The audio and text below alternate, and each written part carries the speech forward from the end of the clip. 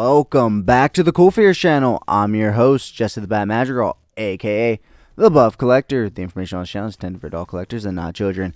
And today we are going to be taking a look at the brand new McFarlane Toys DC Multiverse Batman Beyond Blight. But first, if you're new, then welcome. This channel is all about cool action figures, analyzing them, hunting them, taking pics of them, and of course, playing with them. If that's your sort of thing, make sure you hit that subscribe button and bell notification icon so you stay notified when I do upload new content. And if you do enjoy this video or any other video that I put out, please remember to give it a thumbs up. It is free and easy for you to do, and it really helps the channel grow. With all that out of the way, guys, once again, we're going to be taking a look at the brand new McFarlane Toys DC Multiverse Batman Beyond Blight. Now, this guy is not the exact version from the animated series. In fact, he is a version from the comic book. Now, although I really would like a version from the animated series, I have to admit, this guy is fucking dope. He just looks menacing, he just looks scary, and he's actually a bit of a bigger figure compared to some of the other ones. So, I have to give it up to McFarlane for this one. It was the right choice, and I think it looks really fucking good. So yeah, guys, I don't have too much to say. I am a big fan of the Batman Beyond animated series, but not so much of the comic book series, and that's nothing against it. I just haven't really read it, so I don't have too much to say on this version of Blight. If we were talking about more of the animated series, I'd have a little bit more to say. Although these guys are the same character, they're very different, it seems. So I don't want to say anything wrong, so I'm going to go ahead and stay with the toy review for this one. So with that being said, let's go ahead and take a look at all the accessories that he comes with. He of course comes with a basic DC Multiverse stand right there with the little DC logo stamped in onto it. And this guy is a Build-A-Figure version, so he does come with the final pieces that you need for your Joker bot, which are the wings right here. I have once again no attachment to that Build-A-Figure. I have no idea what it is. And these things are pretty fucking cheap, I have to admit. They're pretty brittle and cheap, but you would think there's hinging at the joints right here, but there isn't. So honestly, anybody wants them, anybody needs them, let me know. I'll send them to you for free or just pay shipping, because I don't want them. They're just taking up space, and I'm not going to build the Joker bot, so I don't even have legs for the Joker bot, so what's the fucking point?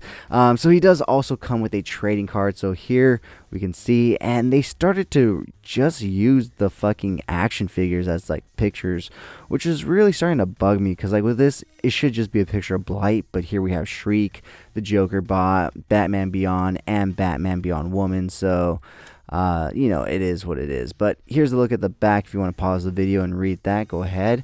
And last but not least, he does come with an alternate hand for his glowy radiation hand right there, which is just a basic regular kind of evil hand, you know, like he's grabbing at you this way or grabbing a cup. I don't know, just different types of things. But the one thing I will say about this gloved hand is that the texturing is out of this world. I have to admit that the texturing on this hand is really cool, and that goes to say for all those purple spots or sections on his body that you see, they're actually pretty well textured like that hand. So that's pretty cool. So yeah, guys, that is it in terms of accessories for this guy. So let's go ahead and pull him forward and get a nice closer look at him. Sorry, guys.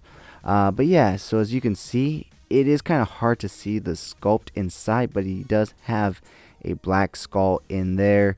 And if you really want, you can pull this off and take a look in there, which is really cool. And you do get this nice vertebrae piece inside, so that's pretty cool as well. Just snaps right back in, and I think they do that so that way you can have a little bit of head movement down, none back, because you know the brace right here.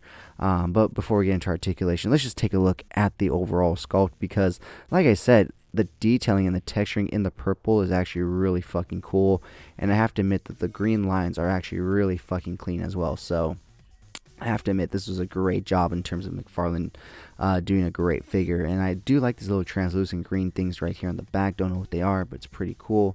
He has a smaller one right here. My dog's hair is just getting everywhere. He does have a few here and here, but instead of going with the translucent, as you see here, they just painted it light green. So, oh, he does have two more up here, which is pretty cool. So, and then the hand is actually just really cool. It's like this translucent green type of plastic with some black painting right here, so you can see the skeleton of his hand. So yeah, guys, all in all, a really great fucking figure. So let me go ahead and pull his head off again, so that way get a nice close look at the skull inside. So really fucking cool in my opinion. Oh, so it's only half a skull. That's interesting. Makes sense though, because you can't see the back really. So it is what it is. But anyways, with that being said, guys, let's go ahead and move on into articulation. So he can theoretically look all the way to the right and all the way to the left. You just have to really fuck with it. In terms of looking up and down, he can look down that far, but it's only really because you're starting to take the head off. He cannot look back at all for obvious reasons. This brace just prevents that. His arms will go out all the way to a T-pose. This armor piece is attached to the bottom of the shoulder opposed to the top. He does have a butterfly joint in there. He does have 360 rotation. He does have rotation at the bicep right there. He does come with double hinge elbows so he can punch himself in the face. He does come with rotation at the wrist as well as up and down, in and out, whichever way you have that peg facing. He does have rotation at the upper torso right there, or the mid torso, I'm sorry. No real ab crunch downward because of his armor plating there. He can lean back ever so slightly. Looking at his leg articulation, he can join the cheerleading squad, guys. Look at the newest member of the cheerleading squad. So we have Blight. He does have slight thigh rotation, no real thigh cut, but slight rotation at the top. He does come with double hinge knees, which allow him to go back that far.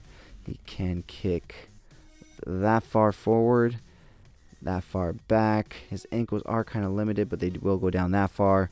They'll go up that far. He does come with a ball rocker hinge inside, as well as toe articulation. So yeah, guys, honestly, a really impressive figure. It really did impress me, and like I said, it is actually slightly bigger than the other ones, I believe. So let me see.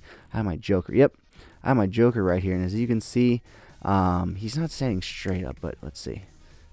But yeah, see, even standing straight up, and Blight's not even straight up, as you can see right here.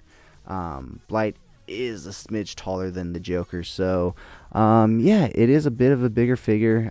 He does come with that bigger price point because of the Build-A-Figure piece, so I do believe I paid for about $35 for him, and I only paid about $21 for him, so you see the difference in price. But at least with Blight, you do get a lot more plastic in terms of sizing. As you can see, not only is he taller, but he's a lot thicker and wider. So yeah, guys, I'm super happy with it. Like I said, even though it's a comic book version of him and not the animated TV show version, I'm pretty happy with him. So yeah, guys, with that being said, join me every Sunday morning for Coffee and Toys, a weekly toy news, toy talk podcast where we will go over all the latest and great toy news, reveals, pre-orders, and so much more. So with that being said, guys, let's go ahead and take a look at some really creepy fun pics I took of this guy. And if you did enjoy this video, please remember to give it a like, share, comment, and subscribe. And as always, have a great fucking day.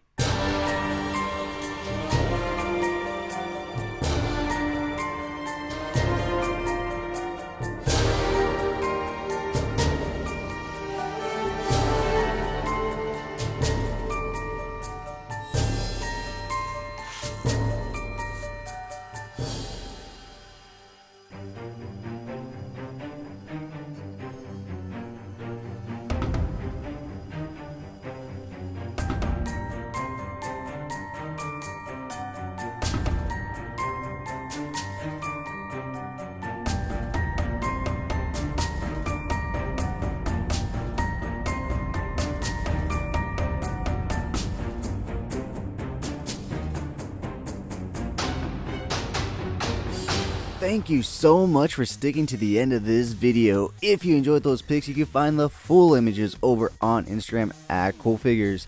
And I do have a separate Instagram account for my more thought out, planned out, more edited pics called Epic Shots by CoolFigurez. Check it out if you like what you see. Leave me a follow there as well. And if you guys want to see the unboxing of any figures I do reviews on for this channel, go ahead and check me out over on TikTok at CoolFigurez. That's where I post all my unboxings. And join me every Sunday morning for Coffee and Toys, a weekly toy news, toy talk podcast where we will go over all the latest and great toy news, reveals, pre-orders, and so much more. If you did enjoy this video, please remember to give it a thumbs up. It really helps the channel grow. If you haven't already, please hit that subscribe button. But whether or not you're a subscriber, thank you so much for taking time out of your busy day to listen to me talk about toys. I really appreciate it. As always, I'm your host, Jess the Bat Madrigal, aka the Buff Collector. And I'll talk to you guys in the next video.